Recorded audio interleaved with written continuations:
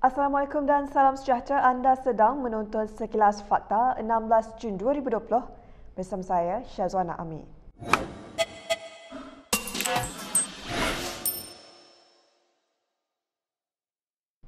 Pejabat Perdana Menteri PMO hari ini menafikan laporan Sarawak Report yang mendakwa Perdana Menteri Muhyiddin Yassin melanggar perintah kuarantin di rumah dengan keluar negara untuk mendapatkan rawatan kanser. Dalam satu kenyataan yang dikeluarkan hari ini, PMO menyifatkan laporan Sarawak Report itu adalah satu pembohongan dan tuduhan berniat jahat.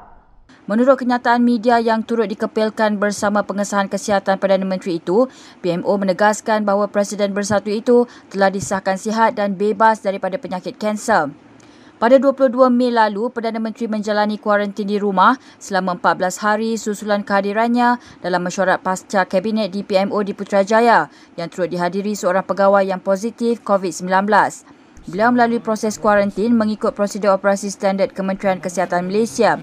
PMO berkata meskipun ujian saringan mengesahkan Muhyiddin negatif, namun menurut Akta 342, beliau perlu menjalani kuarantin di rumah selama 14 hari. Dalam kenyataannya juga, PMO meminta Sarawak Report mengemukakan bukti termasuk menamakan pesawat yang dinaiki, hospital di Singapura dan doktor seperti yang didakwa. Malaysia kini juga sedang menghubungi Sarawak Report untuk mendapat ulasan mereka mengenai isu berkenaan.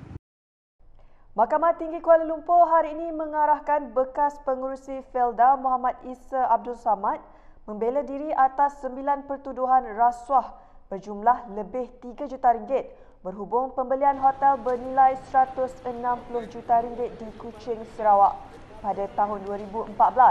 Bagaimanapun, dia dibebaskan bagi satu pertuduhan pecah amanah jenayah berkaitan pembelian itu. Yang 9 kes lagi itu saya kena defend pada Ogos. Dan saya telah mengambil pilihan buat akuan bersumpah dan menjawab soalan dalam kanan saksi. Itu pilihan saya. Jadi maknanya CBT itu dah clear. Tinggal yang 9 lagi. Saya perlu menjawab beberapa isu yang ditimbul ketika di mahkamah. Ditimbulkan nanti. Okey. Pengerusi Badan Pimpinan Parti Pribumi Bersatu Malaysia Negeri Sembilan Dr. Rais Yatim antara 5 individu yang mengangkat sumpah sebagai senator di Dewan Negara hari ini. Kesemua mereka merupakan lantikan baharu yang diperkenankan oleh Yang di-Pertuan Agong Sultan Abdullah Sultan Ahmad Shah. Upacara angkat sumpah itu dilakukan di hadapan Yang di-Pertua Dewan Negara S. Vigneswaran. Selain Rais yang merupakan bekas penasihat sosio budaya kerajaan dan bekas Menteri Penerangan Komunikasi dan Kebudayaan, turut mengangkat sumpah hari ini ialah bekas Menteri Dalam Negeri Muhammad Razi Sheikh Ahmad yang juga ahli bersatu. 3 lagi ialah Naib Presiden PAS Idris Ahmad, Ketua Dewan Penyokong PAS N. Balasubramaniam dan bekas Setiausaha Politik Dr. Mahathir Mohamad, Muhammad Zahid Mat Arif. Dewan Negara mempunyai 70 senator dengan 26 dilantik oleh 13 negeri, manakala 44 lagi dilantik Yang di-Pertuan Agong, termasuk 2 bagi wilayah Persekutuan Kuala Lumpur dan 1 untuk wilayah Persekutuan Labuan. Tempoh jawatan adalah 3 tahun dan sepenggal dan seorang senator hanya boleh dilantik semula sekali sahaja untuk 2 penggal berturut. Sementara itu, senator yang baru dilantik Zahid Mat Arif meluahkan rasa terkejut apabila bekas Perdana Menteri ke-7 itu pergi bertemu dengan Presiden PKR Anwar Ibrahim minggu lalu. Zahid yang juga bekas setiausaha politik kepada Dr. Mahathir itu mendakwa ahli politik veteran itu merayu jawatan Perdana Menteri kepada Anwar. Zahid turut berkata bukan senang untuknya memperkatakan tentang Mahathir yang juga bekas Presiden UMNO itu, memandangkan mereka mempunyai hubungan yang baik sejak sekian lama. Tapi saya sangat terkejutlah bila Dr. Mahathir sanggup pergi ke pejabat PKR, sanggup menemui Datuk Seri Anwar, sanggup merayu semula jawatan Perdana Menteri dalam keadaan numbers tak tentu ada atau tidak. Itu sangat memeranjatkan saya lah. Malaysia hari ini mencatatkan jumlah kes pulih dan dibenarkan discharge tertinggi sejak bermulanya pandemik itu di negara ini.